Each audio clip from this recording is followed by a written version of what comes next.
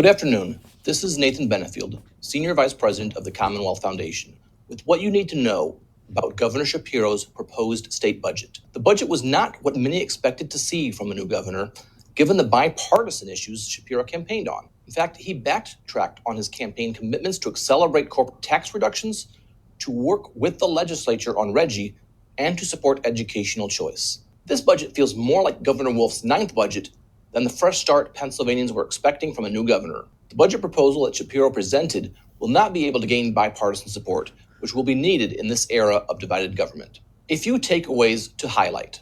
First, any talk of Pennsylvania's budget surplus is a myth. Pennsylvania doesn't have a budget surplus, but a structural deficit. Lawmakers need to practice fiscal restraint now, or we will face a tax increase in 2026. Shapiro's budget exacerbates that structural deficit, spending almost $2.9 billion more than state revenues. Second, Shapiro's budget fails to address the need for welfare reform. We have to tackle escalating Medicaid costs and enrollment. Unfortunately, Shapiro completely ignores this cost driver of state spending and misses the opportunity to reform our welfare system to focus on the most needy and to incentivize employment. Third, Shapiro failed to deliver on his promise to expand educational opportunity for all students. On education, Shapiro's budget takes the wrong approach. The recent education funding lawsuit ruling didn't order more money. In fact, Pennsylvania already spends $4,000 more per student than the national average, ranking 8th in the nation.